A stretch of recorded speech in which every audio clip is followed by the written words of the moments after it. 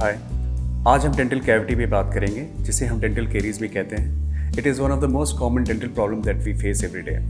Hi, I am doctor Amit Singh from smile and shine dental clinic.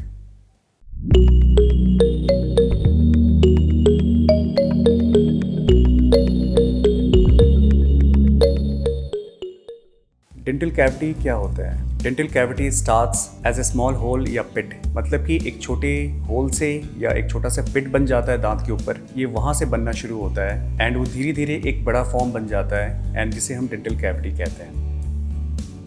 ये video उन patients के लिए है जो कि उनके दांतों में जब दर्द शुरू होता है तब वो डेंटिस्ट के पास आते हैं और वो कहते हैं कि डॉक्टर साहब इसमें क्या फिलिंग हो सकती है। तो मैं उन पेशेंट्स को ये समझाना चाहता हूँ कि अगर दांतों में पेन शुरू हो गया है तो शायद अब फिलिंग के ऑप्शंस कम हो जाते हैं या नहीं रहते हैं, क्योंकि जो कैविटी है वो नर्व्स तक पहुँच जाती है और उनको पेन शुरू होता है। तो उस केसेस में हमको उनको फिर रूट कनाल की थेरेपी देनी पड़ती है, फिर फिलिंग करनी पड़ती है एंड देन उसके बाद एक क्राउन उस पर दिया जाता है।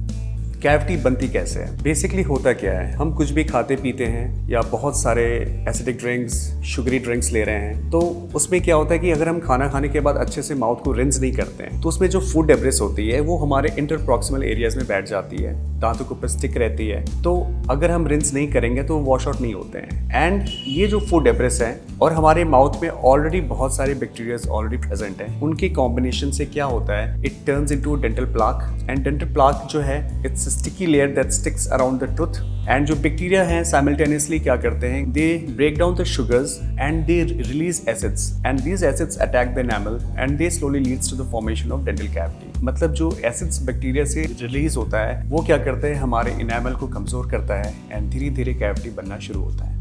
कैविटी के रिस्क किन पेशेंट्स में सबसे ज़्यादा होती है? जो अच्छे से ब्रश नहीं करते, जो मिनिमम 2 टाइम्स ब्रश करने होते हैं वो नहीं करते हैं, खाना खाने के बाद अच्छे से रिंसेस नहीं करते, जिनको ईटिंग डिसऑर्डर्स हैं, जैसे वो कुछ भी खाते हैं एंड थोड़ी देर बाद उनको वॉमिटिंग हो जाती है, जिनको अक्सर होता है ऐसा, तो बस वॉमिट के साथ एसिडिक कंटेंट्स भी बाहर आते हैं हमारे स्टमक के and they also basically harm the enamel. Cavity से कॉम्प्लिकेशंस क्या क्या होती हैं? पहले जब कैविटी बनना शुरू होती है उसमें आपको कोई पेन नहीं होगा, इट विल बी असिम्प्टोमेटिक, आपको पता भी नहीं चलेगा। आप बस उसे विजुअली देख सकते हैं कि कुछ ब्लैक सा स्पॉट बनना शुरू हो रहा है। अगर आप फिर भी लापरवाही किए, आप उसको और बढ़ने दिए, तो उसके बाद जो नेक्स्ट प्रॉब्लम आएगी वो आपको sensitivity to hot and cold आएगी। तब भी अगर आपने ध्यान नहीं दिया तो धीरे धीरे वो कैविटी और बड़ी होती जाएगी एंड वो नर्व्स तक पहुंचती है। जब नर्व्स तक पहुंचती है देन आपको पेन शुरू होता है and this is the time when you visit the dentist and तब आप कहते हैं कि डॉक्टर साहब क्या इसमें फिलिंग हो सकती है? तो दैट्स व्हाट, यही मैं आपको पहले समझा रहा था कि नहीं, अब फिलिंग के ऑप्शंस नहीं रहते हैं। एंड जब वो कैविटी नर्व्स तक पहुंच जाती है, अब उसमें होता क्या कि आपको पेन तो ऑलरेडी हो रही है एंड साथ में जो इन्फेक्शन है थ्रू द नर्व्स, वो क्या होता है कि आपके जो टूथ के जो रूट्स हैं वहाँ पे जाके वो एब्सेस बनना शुरू करते हैं एंड आपकी गम्स में स्वेलिंग हो जाती है। अब उस केस में हम फिर रूट कनाल ट्रीटमेंट करते हैं एंड धीरे धीरे वो दांत हील होता है एंड उसके बाद हम फिलिंग करते हैं and then we put the crown. कभी कभी क्या होता है कि अगर कैविटी बहुत ज़्यादा बन गई, इसके बावजूद आपने ध्यान नहीं दिया एंड उसके जो जब कैविटी और बढ़ती जाती है तो आपका जो टूथ का स्ट्रक्चर है वो धीरे धीरे डिस्ट्रॉय होता जाता है। अब उस केस में उसकी जो प्रोग्नोसिस होती है वो अच्छी नहीं होती है एंड चांसेस हैं कि फिर आपके टूथ को निकालना पड़ेगा। तो ये सारे कॉम्प्लिकेशंस थे कैविटी के।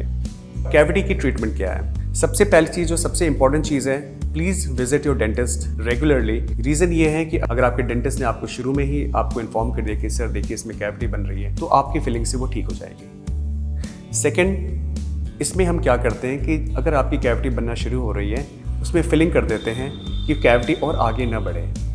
इसके बावजूद अगर टूथ का जो स्ट्रक्चर है थोड़ा कमज़ोर हो गया है कैविटी से एंड नर्व्स तक नहीं पहुंचा है, तब उसमें हम एक क्राउन दे सकते हैं। अगर यही कैविटी नर्व्स तक पहुंच चुका है देन सारा प्रोसेस यही है कि हमें रूट कनाल देना पड़ेगा, फिर उसके बाद फिलिंग करनी पड़ेगी, देन उसके बाद हमें इसमें क्राउन देना पड़ेगा। अब नेक्स्ट हम आते हैं कि कैविटी को कैसे बनने से हम रोकें। सबसे पहली चीज़, brush your tooth twice a day. कुछ भी खाते हैं या पीते हैं उसके बाद उसको प्लीज़ अपने माउथ को आप रिंस करिए अच्छे से। फ्लॉस करना ना भूलें आप। Flossing is very important because आपके जो फूड डेब्रिस हैं, आपके जो इंटरप्रॉक्सिमल एरियाज में जो बैठ जाते हैं, उसको फ्लॉस के द्वारा ही निकाला जा सकता है, वो नॉर्मल ब्रशिंग से बाहर नहीं आते हैं। ये एक छोटा सा वीडियो था डेंटल कैविटी पे, to give you an idea कि बेसिकली डेंटल कैविटी क्यों बनता है, उनके कारण क्या हैं, उनके कॉम्प्लिकेशंस क्या हैं और हमें क्या करना चाहिए कि वो इन फ्यूचर हम उसको रोक सकें। अगर आपको ये वीडियो अच्छा लगा तो please share it with your friends and family. अगर आपके मन में कोई सवाल है तो please feel free to message me on my Instagram और YouTube channel. Thank you for watching.